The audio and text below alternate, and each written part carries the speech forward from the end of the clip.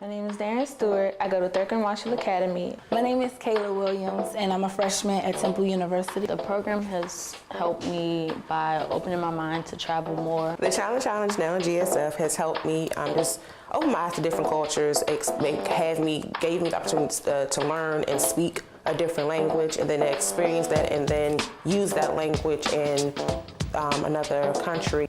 And just realizing that there are people out there who are not as fortunate as I am. And so it makes me want to help them. Just knowing that you have to always be open to new things and never judge anybody.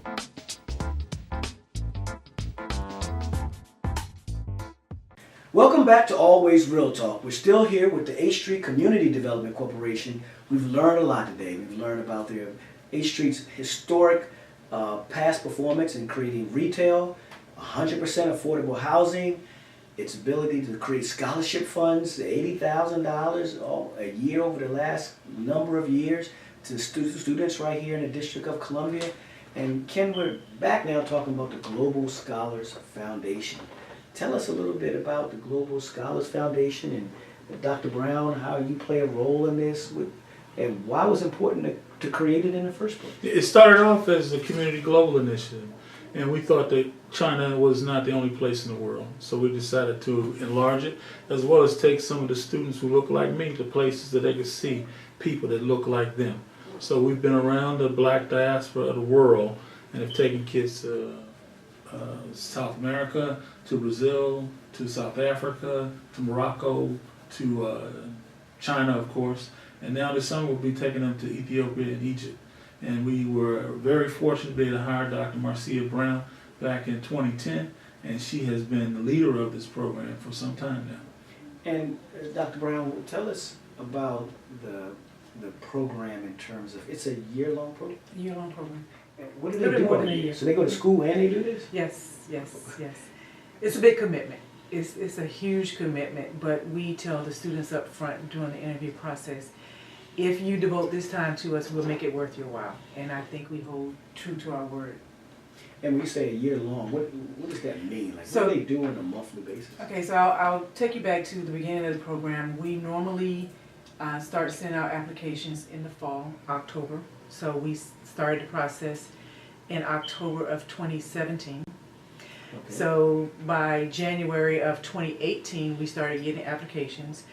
By March of 2018, we had interviews. We selected the students. They came in for an interview. Then we selected them by May, because if they register with Summer Youth Employment Program, the DC Summer Youth Employment Program, they can get paid to work with our site. We are a host site.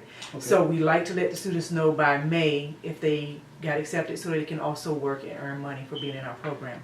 So May of 2018, we accepted this new cohort. So from June of 2018 until August of 2018, that was phase one. So they were with us 6 weeks, 5 days a week. Depending on your age, you were either with us 20 hours a week or 25 hours a week, according to the Summer Youth Employment Schedule. During that time, the kids, it's kind of like school. It's a little rigorous. But we teach them soft work skills like how to build a resume, how to interview for a job, how to dress for a job. The students, each student has to read a book and do a book report. We take them to. They have to read a book. They have to read a book. Now the book, the way you get your book is, so for the first week of work, every student who's ever been through the program and people who know me know I am a stickler for time. So that first week, you have to be at work on time.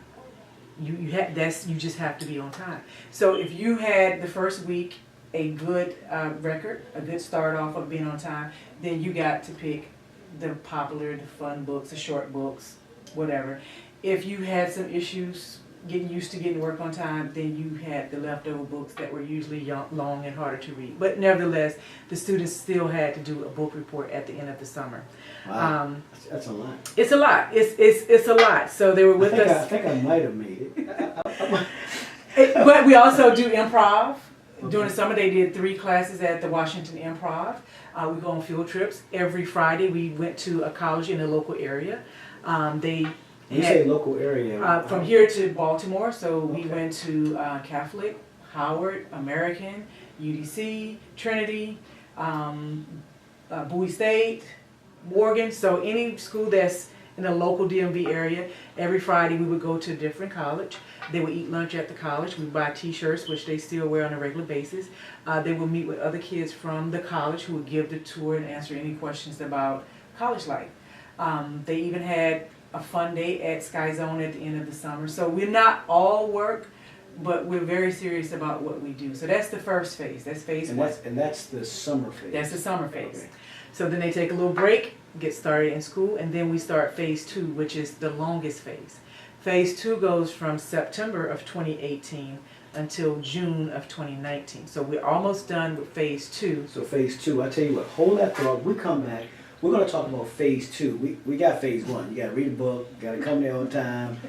It sounds very serious to me, but we're going to talk about phase two, what phase two is all about, and then we'll talk a little bit more about, you know, the financial aspect of what you teach our young folks. We'll be right back right after these messages.